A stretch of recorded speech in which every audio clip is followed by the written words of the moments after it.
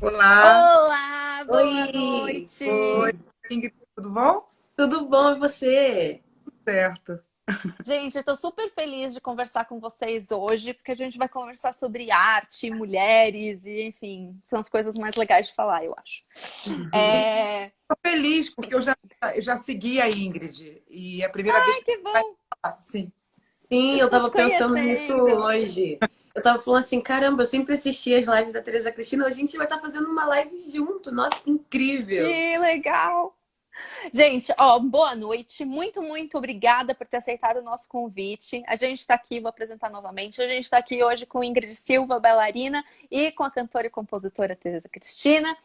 E eu queria começar, na verdade, com vocês contando um pouquinho sobre a carreira de vocês, como é que tudo começou. Se Ingrid quiser começar depois, mas assim, é para ser um papo bem tranquilo, tá, gente? Então vamos conversando. Tá bom. Então, boa noite a todos. Eu comecei balé num projeto social chamado Dançando para Não Dançar na Vila Olímpica da Mangueira. Na verdade, o balé clássico nunca foi uma opção, assim, eu nunca tive o sonho de ser bailarina. Eu era muito energética, já fazia mil e um esportes, e a minha mãe falou, olha, vou te colocar em mais um esporte. Abriu ali na Vila Olímpica da Mangueira, um vizinho recomendou e a gente foi fazer o teste. E eu passei no teste, né? E a partir daquele momento eu comecei a me encantar pelo mundo da dança e conhecer o que que era o balé clássico. Eu dancei na Escola de Dança Maria Oleneva, no Centro de Movimento Debra Coker, fiz um estágio com o Grupo Corpo antes de ter vindo para Nova York. Nesse meio termo, eu conheci a Betânia Gomes, que é filha de Beatriz Nascimento, que é uma ativista importantíssima nossa brasileira. E ela me encontrou, né? Foi com uma amiga dela assistir nossa aula, gostou muito de mim e falou: a gente tem que mandar a Ingrid pro Dance City of Harlem. Na verdade, eu nem sabia que a companhia existia, mas o Dance City of Harlem já existe há mais de 50 anos. Então, mandamos um vídeo, eles gostaram muito do meu trabalho, vim pra cá. Já deve ter, eu tava até falando com um amigo ontem, já deve ter 13 anos que eu tô aqui na companhia, seguindo essa jornada, fazendo o que eu amo e dançando pelo mundo todo. Atualmente tenho dois projetos, que um é o Blackson Ballet e o outro é o Empower New York. E virei mamãe. Nossa, muita coisa. Sim. E você, Teresa? Bom, eu sou cantora e compositora carioca. Comecei a cantar em 98 na Lapa, no Bar. Logo em seguida, eu fui contatada por uma gravadora, fui convidada a gravar um álbum em homenagem ao Paulinho da Viola. E depois disso, posteriormente, eu me lancei como compositora também. Tenho 23 anos de carreira, mas só a partir do ano passado, quando eu comecei a fazer as minhas lives, né, no meio da pandemia, que eu tive um crescimento muito grande das minhas redes sociais por conta das lives. Comecei a fazer em 26 de março, fez um ano agora, essa semana. Nossa, exatamente, né? Essa semana. Sim, sim. E, e é muito curioso, porque com o país derretendo, né, a minha carreira ela mudou completamente. Talvez até pela, eu acho que mais pela companhia, né? Eu fiz lives diárias, fiz, sei lá, mais de 250 lives, não lembro mais quantas eu fiz, desde 26 de março. E ultimamente eu estou preparando um livro que vai sair pela Companhia das Letras. Você pode Ganhei. adiantar alguma coisa sobre esse livro? Cara, é um livro que vai falar sobre a minha vida, assim. Eu acho que é muito importante, nas pequenas conquistas que nós temos, né, a gente poder dividir isso com as pessoas. Porque eu, com 23 anos de carreira, eu sempre me senti muito invisibilizada, né, pelos patrocinadores, pelas marcas, enfim. O trabalho nunca foi fácil. E eu gostaria muito de falar, vou falar com todo mundo, mas em especial com a mulher negra brasileira, sabe? Porque a Uhum. gente está muito acostumada a receber porta fechada, a receber um não como resposta. Às vezes nem resposta existe, existe só um daqui a pouquinho a gente fala com você, a gente não tem tempo agora, mas seu trabalho é muito bom, mas daqui a pouquinho a gente te chama. E eu acredito que muitas cantoras, muitas pessoas com o meu perfil passam por isso. Então eu acho importante poder conversar com essas mulheres, sabe? Poder falar o que aconteceu comigo, porque temos muita coisa em comum. Eu, na verdade, assim, é óbvio que é particular, mas assim, eu já te conheço há muito tempo, porque eu já ouço há muito tempo. Mas eu sei que do ano passado para cá, Tereza Cristina se tornou, tipo, rainha das lives. Virou um fenômeno. E eu queria perguntar... É aquilo que você estava falando, mas eu queria explorar um pouquinho mais esse assunto. Foi num momento super tenso, em que, enfim, a gente tá... É aquilo, né? Tá tudo acabando, parece o fim do mundo e tudo mais, né? Estamos aqui levando as coisas da melhor maneira, mas... Aí você começou a fazer as lives e de repente realmente se tornou um fenômeno, aquilo que eu, depois de tantos anos de carreira, não tinha conseguido. Como é que foi isso? Bom, eu comecei a fazer as lives muito preocupada com a minha mãe, porque em março de 2020, os noticiários, as TVs, tudo só se falava de morte, morte, morte, o aumento das mortes, e a gente governada por um lunático, por uma pessoa completamente fora da realidade, independente de posição política ou não, eu me sinto assim, a gente está num barco sem capitão, sabe?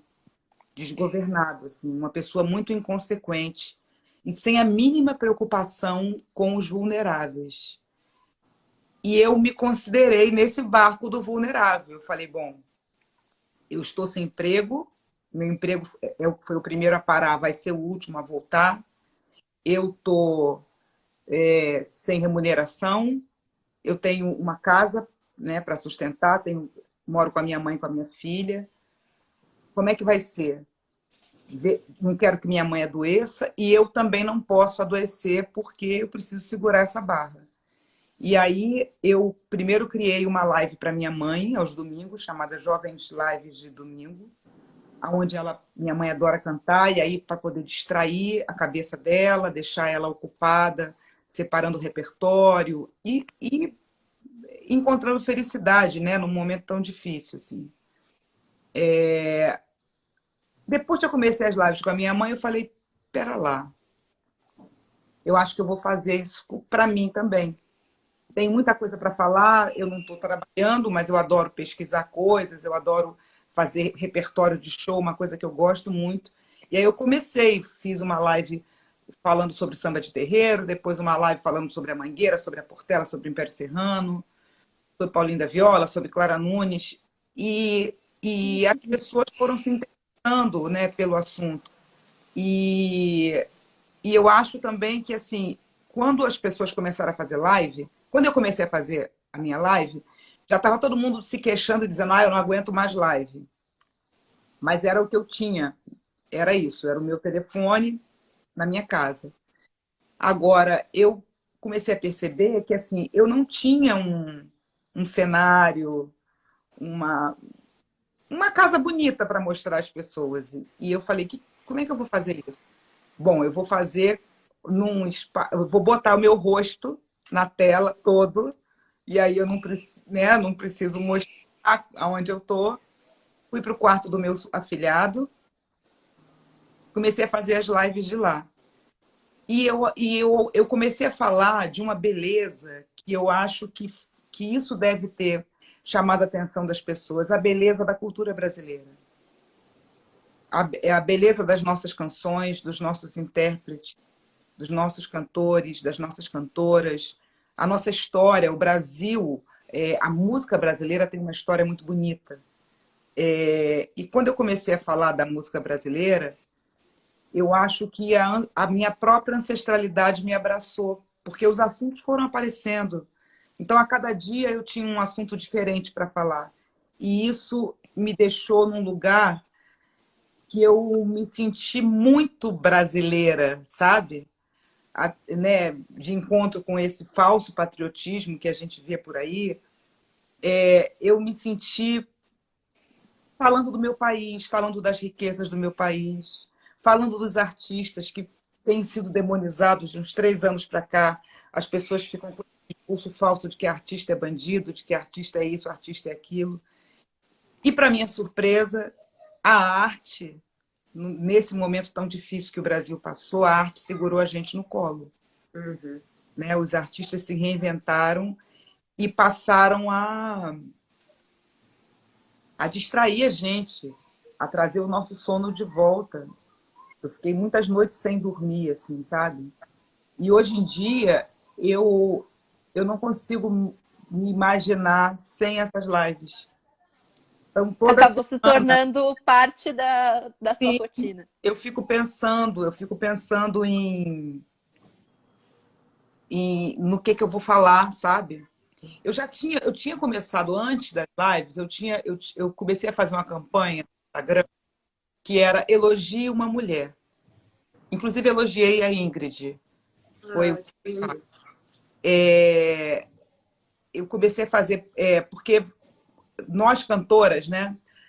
Eu cresci num ambiente que eu via as cantoras mais antigas, né? As divas, e tinha essa coisa da rivalidade entre cantoras. Então, Emilinha, rival da Marlene, depois Gal e Bethânia, como se a gente tivesse que escolher uma e não ouvir a outra.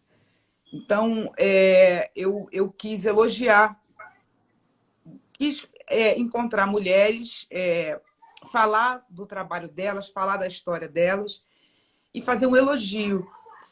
Só que aí, nessa escolha, eu falei, bom, já que eu vou elogiar uma mulher, eu vou começar elogiando as mulheres negras, porque a gente está sempre no final da fila das coisas, sabe? Não que as outras mulheres não mereçam, mas foi uma questão de inverter essa prioridade que eu acho que Claro. existe. E aí eu pude falar, eu falava de poetisas, de bailarinas, historiadoras, de cantoras, de compositoras, de escritoras. E eu gostava muito de fazer isso. Então, quando eu comecei a fazer lives, para mim, toda semana eu já tinha aquele assunto. Bom, hoje eu vou falar disso, hoje eu vou falar disso. E eu fiquei muito surpresa e muito feliz de me encontrar com várias mulheres maravilhosas no Brasil, em atividade, sabe? Cantando, Muito compondo. legal. O Brasil está cheio de mulheres incríveis, assim. E eu acho Sim. que isso ajudou muito. Ingrid, eu queria fazer uma pergunta para você. A gente estava, obviamente, conversando aqui com a Tereza, ela contando sobre, enfim, a tecnologia, né? As lives, elas só são possíveis por causa de tecnologia. Enfim, artes performáticas como um todo foram, como a gente falou, muito afetadas pela situação em que a gente está. Como é que esse atual desenho de lives e de usar a tecnologia a seu favor, vocês da dança têm feito isso também? Sim, a gente tem feito. Inclusive, a gente estava em tour ano passado, quando a pandemia começou. Ela chegou aqui nos Estados Unidos um pouco mais rápido do que chegou no Brasil. A gente estava, eu lembro, em Detroit para dançar. E aí um dos patrocinadores falaram, olha, a gente vai ter que parar com o ensaio, com tudo. Realmente a gente está sendo tomado por uma pandemia. Eles pediram para todos começarem a voltar para casa. A gente ainda tinha que viajar de volta para Nova York. E aí ficou aquela coisa meio tensa de vamos de ônibus, vamos de avião, como é que vai ser? Era tudo muito novo, né? É um universo pra gente que a gente não conhecia de nenhuma maneira. Então, naquele primeiro momento ali, a gente retornou para Nova York e começou a fazer aula online. O que aconteceu? Tudo que a gente fazia no estúdio, eu praticamente e outros bailarinos e artistas tivemos que fazer na sala de casa. Então, a gente dava aula para a escola, a gente fazia aula, fazia ensaio, tipo, eu comprei uma barra, botei aqui na sala de casa, eles deram um chão pra gente, que é um chão específico. Mas assim, tudo se adaptou muito.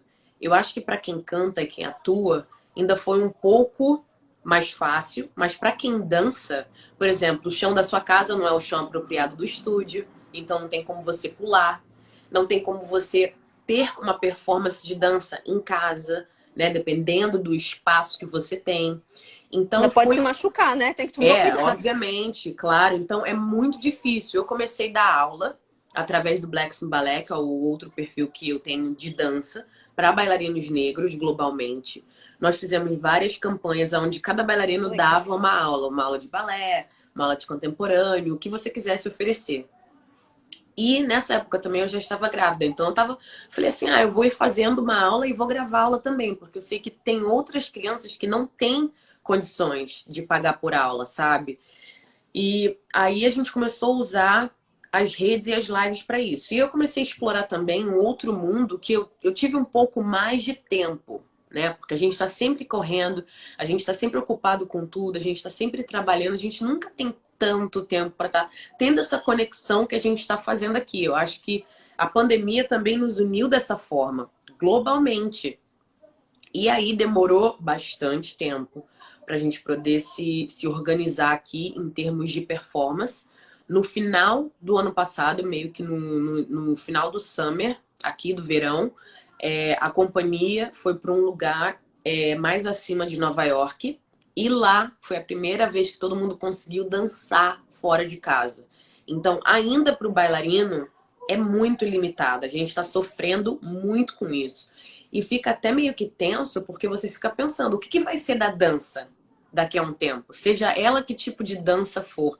Principalmente as companhias que viajam o mundo todo, que dançam, circo, todas essas pessoas, elas estão paradas, sabe? E é muito difícil. Fora isso, que não é só você estar parado em casa. O bailarino é um atleta. Imagina os atletas Sim. olímpicos agora, treinando na sala de casa desde o ano passado. Então, tá sendo muito difícil, mas eu acho que de pouquinho em pouquinho a gente está começando a entender como é que isso funciona. A minha companhia abriu as portas agora recentemente, então tá tendo muitas apresentações online. Se vocês quiserem assistir, eles estão remontando vários balés. E tá no YouTube, e é gratuito. Então é o que a Tereza estava falando, e que eu acho que é muito importante. Na maioria das vezes, quem não entende muito ou não está sempre envolvido com a arte, não dá o necessário valor que ela merece. Só que a arte, sim, é algo transformador. Não só para quem trabalha com ela, mas para quem aprecia ela. E eu acho que com certeza a arte 100% salvou todos nós durante essa pandemia e continua salvando. Seja com música, seja com dança, seja com filme, peças. Então, tá sendo muito interessante viver esse momento. Tereza, nas suas lives, como você estava falando agora mesmo, você dá bastante espaço para outras mulheres, né? E outras mulheres negras também, principalmente. Eu queria falar um pouco com você sobre representatividade. Você acha obviamente, quero muito saber sua opinião, porque eu não posso falar nada, mas assim, onde nós estamos agora nesse quesito representatividade e quais são os desafios? O que a gente precisa mais fazer? Eu acho que a gente um bom tempo, né, cobrando a presença, cobrando a representatividade, mas pela ponta da escala, né? Pela ponta. Então, você reclamar que os lugares, né, aquele lugar não está sendo ocupado por uma mulher, aquele lugar não está sendo ocupado por uma mulher negra. Nós descobrimos também, acho que do ano passado para cá, essa discussão ficou muito fervorosa nas redes, assim, que esses lugares de decisão, eles também têm que ser lugares... Porque não adianta reclamar que não existem mulheres negras nos lugares tais, se a pessoa que está escolhendo esse elenco não bota as mulheres. Não foi empática, não for solidária, sabe? Sim. Por exemplo, hoje em dia, eu fico tão feliz quando eu vejo a Alcione fazer propaganda do creme lá da Nivea, sabe assim? Acho importante, assim. Claro, a gente está falando da maior cantora do Brasil, mas é bonito ver uma mulher negra fazendo propaganda de beleza, falando de pele, sabe? E isso é uma coisa que na minha infância eu não via isso. Sim. Eu tinha uma pergunta. Desculpa, perdão, te cortei. Não, Pode continuar. Quando essas barreiras começam a ser quebradas, outras pessoas passam a ter o direito de sonhar. Porque, por exemplo, quando eu era mais nova, criança, não me foi apresentada a bailarina negra. Eu achava que nem existia. Por que não existia? A mulher negra ela não sabe dançar balé? Sabe assim? E aí as crianças negras que querem dançar balé, que querem ser bailarinas, o que a gente vai falar para essas crianças? Sabe? Por exemplo, eu fiz uma campanha ano passado para uma marca de cosméticos. A minha infância inteira, qualquer revista que eu abrisse, qualquer comercial que eu visse em TV, a mulher que estava vendendo aquele produto ou falando daquele produto era uma mulher que não me representava. Então, eu sempre achei que aquilo ali não era o meu lugar, sabe? Eu acho que o mais importante de toda a inclusão, né, é a gente poder voltar a sonhar. É a gente poder achar que o nosso lugar pode ser qualquer lugar, desde que tenhamos competência para isso, sabe? Desde que a gente possa também lutar para estar ali. Isso eu acho Sim. importantíssimo, voltar a sonhar. Porque você ser cerceada no seu sonho, você fica muito limitada, a sua vida fica muito limitada, né? Você passa a ser não o que você quer, mas o que você acha, o lugar que a sociedade reservou para você. Sim. Eu tinha uma pergunta para a Ingrid que ia bastante nessa linha, porque a Ingrid tem a história de ter pintado as sapatilhas, né? As sapatilhas, enfim, meia calça e sapatilha só tinha Sim. pra gente assim, com carinha de leitãozinho, né? E ela pintou. E eu também tenho uma outra pergunta. Eu queria saber sobre isso, assim, a dificuldade, né, de você ter as suas ferramentas de trabalho que funcionem para você, porque isso é uma dificuldade. E eu tenho uma outra pergunta que, na verdade, quem fez essa pergunta foi a minha irmã. Minha irmã dançou balé a vida toda. E ela queria saber também sobre representatividade, porque todos os papéis principais dos balés de repertório, do balé clássico, são de mulheres brancas. Todos. A gente pensa em... Então, como é que foi isso para você? Eu queria só pegar um gancho no que a Teresa estava falando também, Claro. sobre representatividade, que assim, nós não estamos muito distantes nas nossas realidades. Você é uma mulher mais velha do que eu, muito mais experiência, com muito mais vivência, mas na sua época não tinha uma bailarina negra, na minha também não tinha. E isso é o quê? Há 32 anos atrás. E para mim, agora dançando profissionalmente há 24 anos, é de uma magnitude muito grande. Nós tivemos Mercedes Batista, que foi a primeira bailarina negra no Teatro Municipal, mas nunca pôde dançar clássico no Teatro Municipal. Ela teve que sair do Brasil, veio para Nova York também, fundou sua própria companhia de dança. E assim, é muito difícil para mulher negra no Brasil quando se trata de arte, principalmente quando se trata de dança ou algo específico clássico. O balé já não é reconhecido no Brasil, por que não, né? Exatamente. Imagina se a gente vai entrando... Exatamente. Então, ó, por exemplo, historicamente, eu ainda considero muito que nós não sabemos da nossa própria história. Não só o negro brasileiro, porque não se tem arquivos nossos, historicamente nossos. Óbvio que eu tenho certeza que já tiveram 1001 pesquisas, mas coisas nossas é muito difícil de achar, sabe? E eu acho que isso é um problema, de uma certa forma, porque nos tira um pouco da nossa identidade, da nossa própria cultura. E isso é muito difícil. Então, quando eu comecei no balé, nesse projeto social, eu vi mais meninas que se pareciam comigo, sim, mas porque nós éramos todas da Zona Norte do Rio, da comunidade, sabe? Benfica, Mangueira, Rocinha, Jacaré. Então todo mundo era muito parecido. Eu comecei a me dar conta de que foi afunilando quando eu fui para a escola de dança Maria Helena, quando eu fui para o centro de movimento Débora Coker, em outros lugares na Zona Sul que eram predominantemente brancos, aonde eu me via como minoria, eu ou o meu irmão, porque a gente sempre dançou junto, ou éramos os únicos da aula. E aí eu comecei a perceber e falava, nossa, que estranho, mas só tem a gente aqui, sabe? Eu vim no projeto social onde tinha muito mais de nós. E aí eu comecei a entender mais ou menos o que acontecia com a arte. O balé é predominantemente branco até hoje.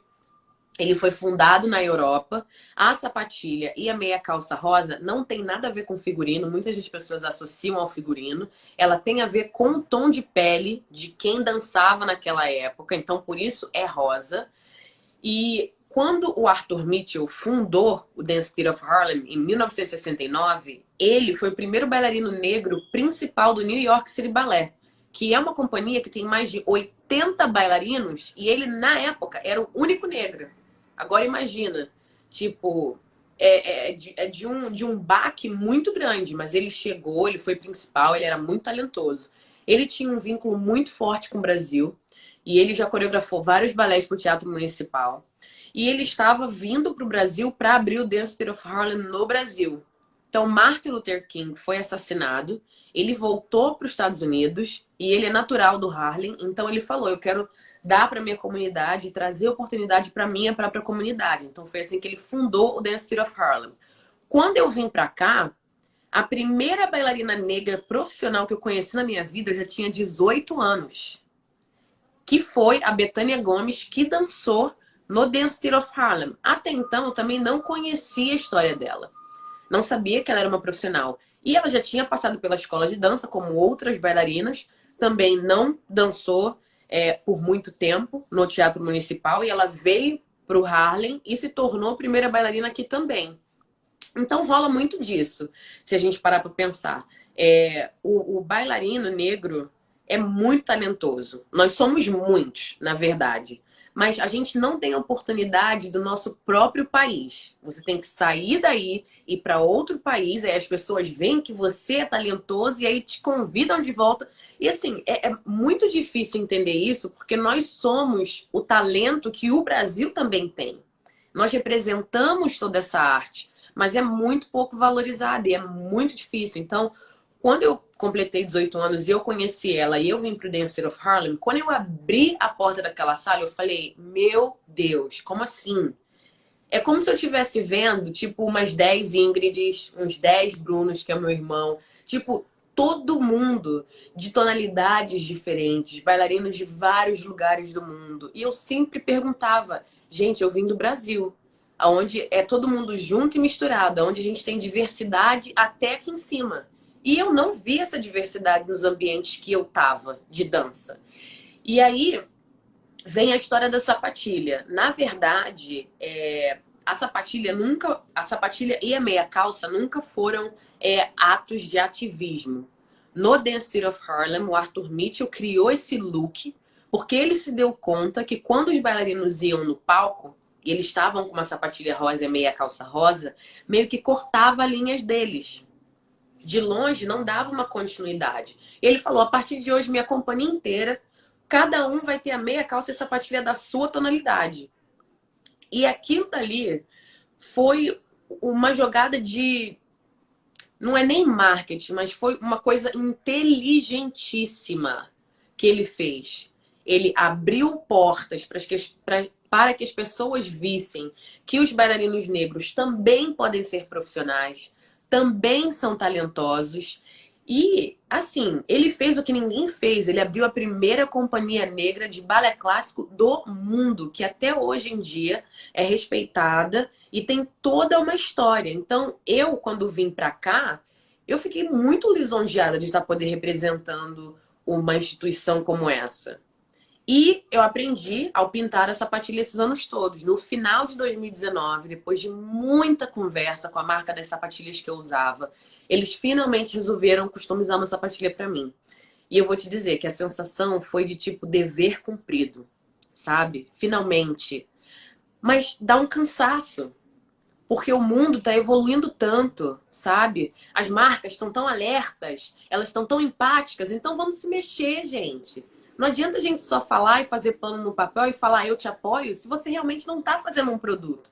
E assim, não é só uma sapatilha e uma meia calça, não. É uma calcinha, é um sutiã cor da pele, é um bojo, é um tecido, sabe? Tem muitos mais outros produtos que ainda falta esse olhar das marcas e do público em geral de entender que falta ainda pra gente, sabe?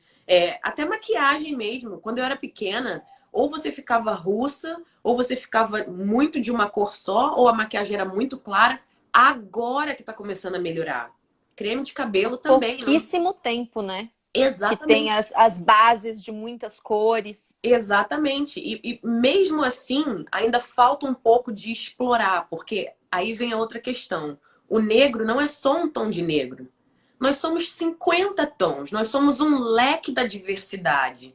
E falta as pessoas chegarem até lá e acompanharem tudo que está acontecendo. Então, eu acho que quando a gente conseguiu, né, ter a minha sapatilha, e recentemente ela foi para o Museu da História Negra Americana, eu acho que para mim isso foi um marco muito grande, sabe? Você vir da comunidade do Rio de Janeiro de Benfica, ter uma família humilde, a gente sempre prezou muito pelo estudo e pela educação dentro de casa e poder estar representando cada menina negra que um dia sonhou em dançar é de uma magnitude muito grande. Eu fico muito grata por isso. Nossa, eu só tenho que aplaudir vocês. Até fiquei emocionada. Coisa mais linda. É, obrigada por me darem a oportunidade de conversar com vocês também. Enfim, eu sei que não é o meu lugar de fala, eu só tô aqui fazendo perguntas de verdade, mas assim, eu gosto, quero dar voz a vocês. Queria saber um pouco de vocês, assim, quem que são umas mulheres, tá? Ídolas de vocês. Olha, Difícil? É difícil? vai, você começa, Teresa. Eu tenho que pensar aqui. Tá. Bom, é, eu tenho várias, né? A minha primeira ídola, minha primeira heroína brasileira foi Tia Ciata. Tia Ciata, ela veio de Santo Amaro da Purificação, chegou no Rio de Janeiro, se instalou na Praça 11 e ela trouxe o samba da Bahia para o Rio de Janeiro, ensinou os cariocas a tocarem samba, a fazer samba. E a partir dali o samba nasceu no Rio de Janeiro, pelas mãos dela. Claro que o samba que ela trouxe foi o samba de roda, mas o carioca, na hora de tocar o samba de roda, criou o próprio ritmo, criou o próprio gênero musical ali. O samba feito no Rio de Janeiro é bem diferente do samba feito na Bahia, mas ele chegou no Rio de Janeiro pelas mãos de uma mulher, de uma senhora baiana chamada Tia Ciata. Ela é uma heroína, que eu digo, porque ela era uma mulher muito influente. Na casa dela passavam políticos, autoridades da sociedade civil, todos os artistas que você pode imaginar, Pixinguinha, João da Baiana, Donga, e ela conseguia reunir a nata carioca, né? Ela reunia pessoas poderosas, ela reunia artistas talentosos como Pixinguinha, como João da Baiana. Ela era, ela tocava prato, ela cantava, ela era partideira. E a história dela foi sendo apagada durante os anos. Então, hoje, você passa na Praça 11, no Rio de Janeiro, tem lá o CIEP Tia Ciata, que é o que lembra que ali passou uma senhora baiana chamada Tia Ciata. Mas nós não temos fotos, nós não temos gravação do timbre de voz dela, temos gravação do João da Baiana, do Pixinguinha, não temos nenhuma gravação da Tia Ciata, uma mulher tão importante, não só para o samba carioca, mas eu acho que para o samba do... Porque, né, o samba carioca ele fez escola no Brasil inteiro.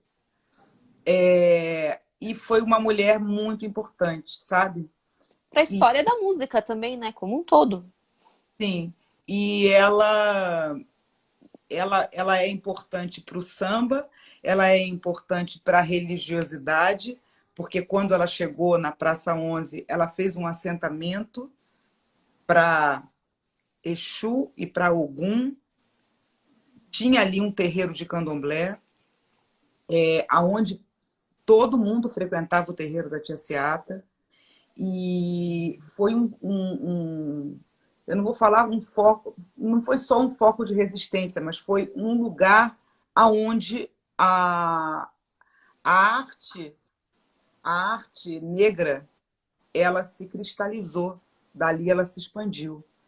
E eu fico muito triste com com o apagamento dessa história. Então, é uma mulher que a gente tem sempre que falar no nome dela, falar da ação dela, sabe? Eu quero que minha filha saiba quem foi Tia Seata, a importância de existir a Tia Seata.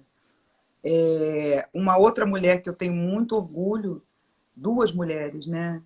Eu tenho muito orgulho, Clementina de Jesus e Dona Ivone Lara.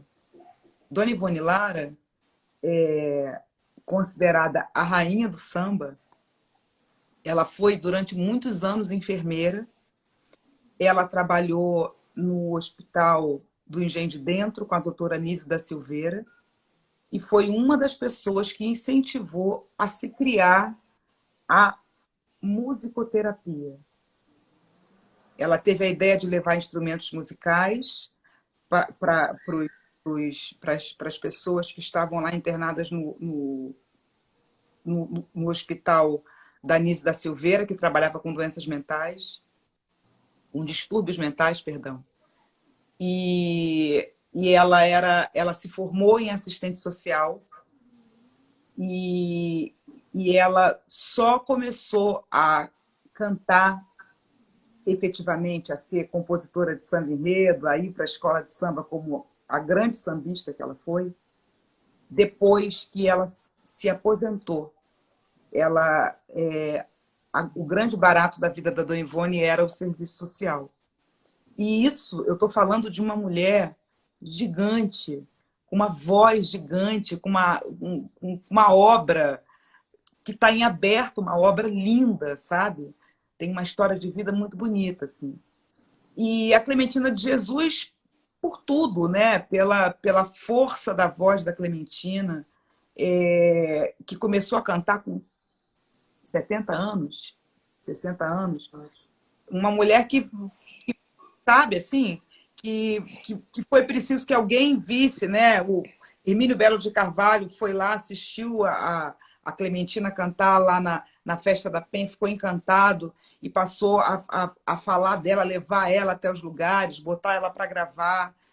E é uma história que eu acho que dá muita esperança para as pessoas, porque vocês chegam na idade em que a Clementina passou a ser conhecida, quantas mulheres naquela idade acham que a vida dela já vai ser aquilo ali mesmo, que não vai acontecer mais nada de diferente na sua vida, sabe?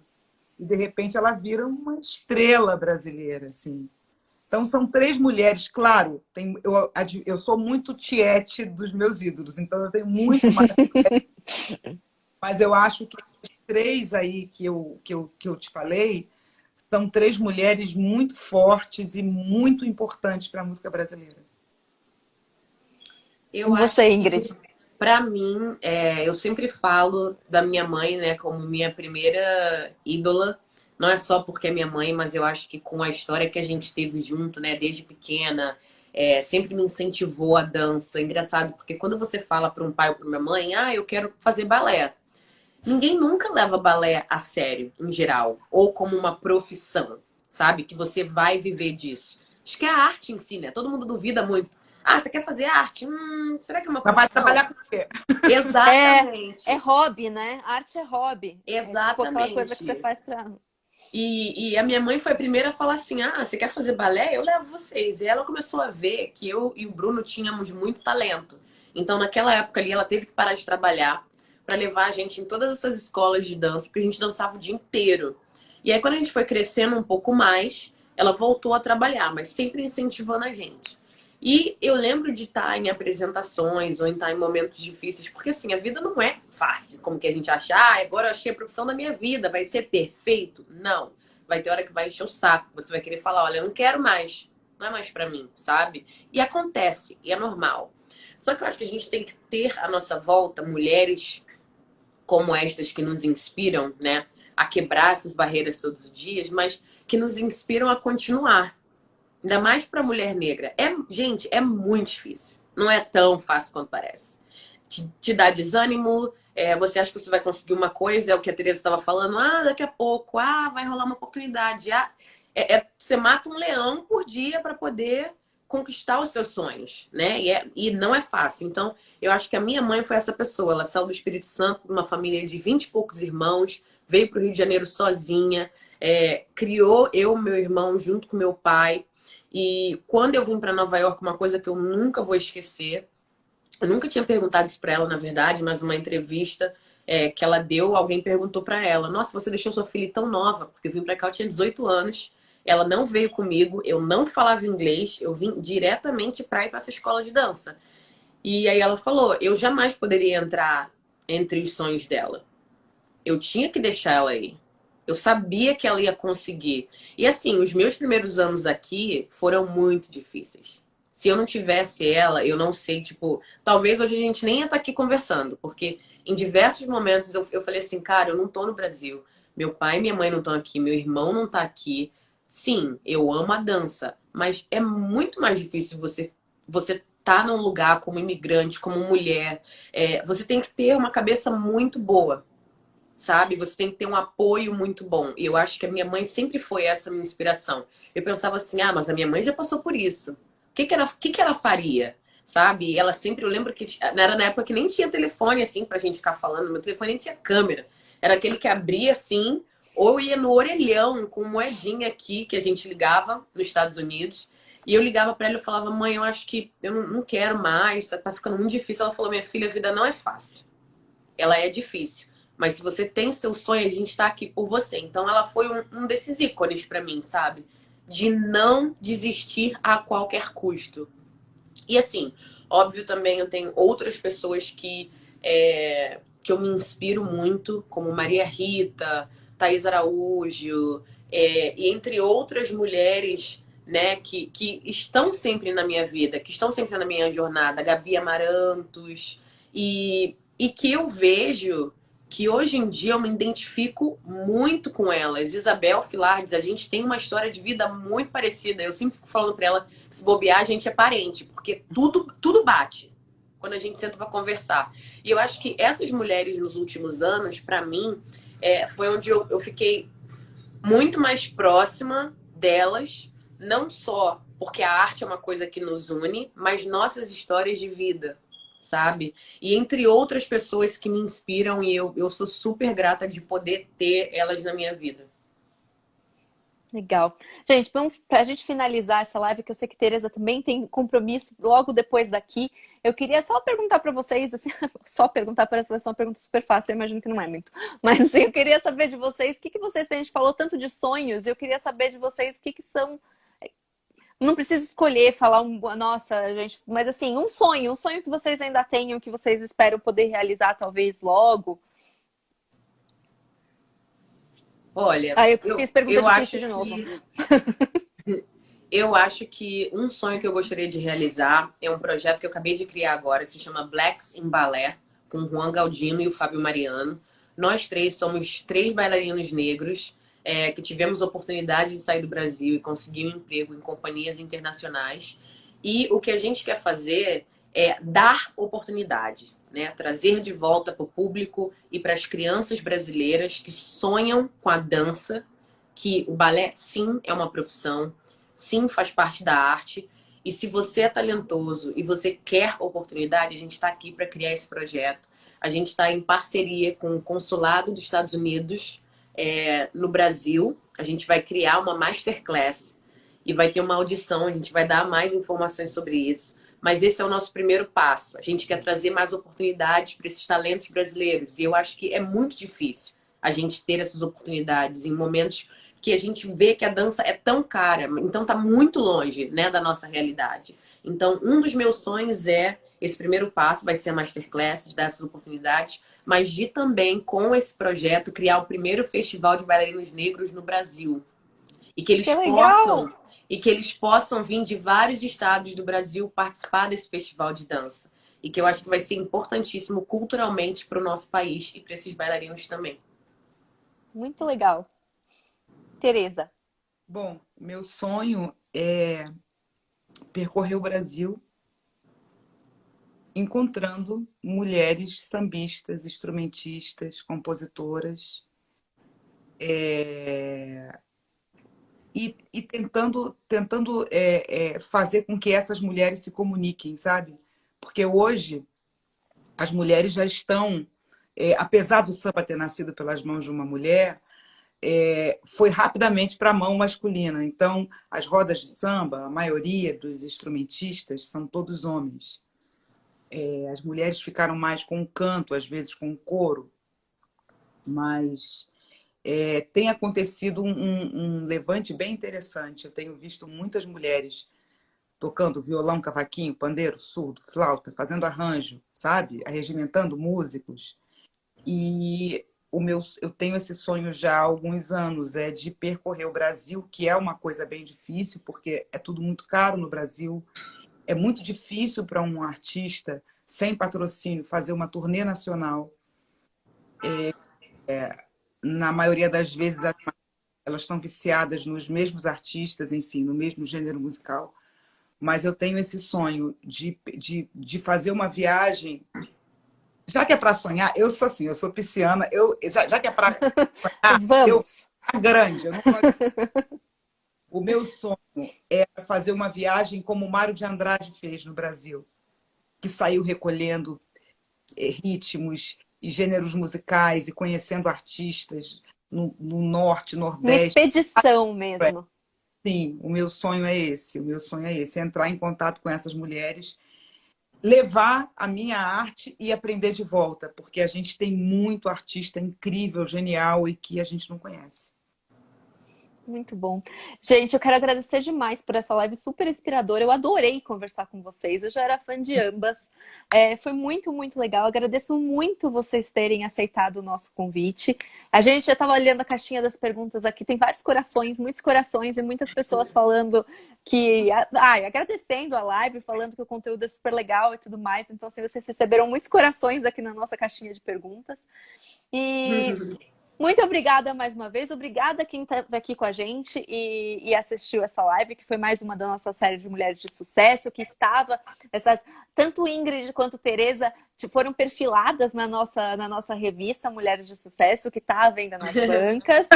Também via Rap, também Não esqueçam de pegar aplicativo. suas cópias.